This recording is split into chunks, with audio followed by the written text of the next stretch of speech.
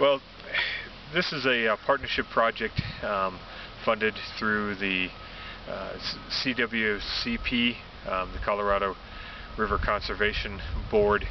They've got a water conservation grant that really is the core for the work that we're starting piloting here.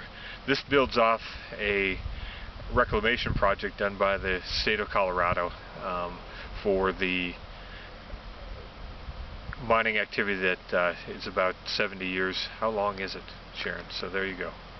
How long have we been mining? 50s to 94. So, like 44 years. 50 years, we'd probably say. Yeah. 50 years of coal mining activity. Mm-hmm. So the state of Colorado did a terrific job of reclamation here with the amount of resources that they have. They invested about $4 million in this watershed, trying to put some landscapes back in place, try to get some contours back onto the landscape, and then trying to get a vegetative cover on that. It had pretty decent success for the amount of resources that were put into it, and we're on the next leg of improving on that good work by the state of Colorado and Steve Renner. So the project here that we're looking at in the background is a project to try to hold some of the sediment in the upland area as opposed to delivering it directly to the stream channel itself. We're rebuilding an alluvial fan that was cut out of this area when the roads were put in for coal mining activities. As part of the alluvial fan, we're incorporating the use of biochar and compost to enhance the water holding capacity and improve the vegetative improvements here on a quicker basis than we would minus that carbon source in the biochar and the compost. Can you explain what biochar is? Yeah, biochar is woody material that's heated up in the absence of oxygen, and it creates a very high carbon content material that will stay in the soil for hundreds and thousands of years.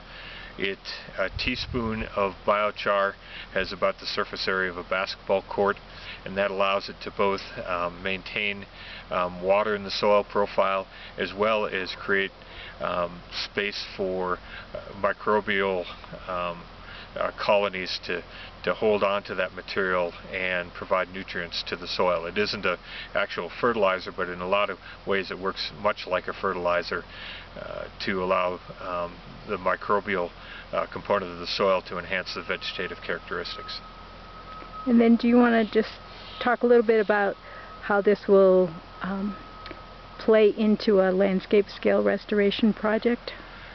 Yes, the Coal Basin area is one of the bigger sources of sediment for both Coal Creek but also the Crystal River and then into the Roaring Fork receiving waters. If we can hold sediment higher in the drainage here, that's going to improve water quality throughout the drainage, and including the 25 miles of the Crystal River, and in doing that improve both the water quality but also the fishery that's available.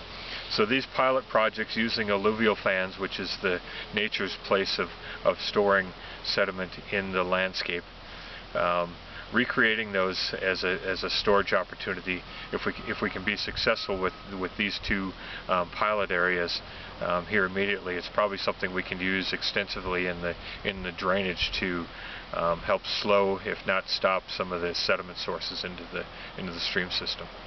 And what will that do for the flow?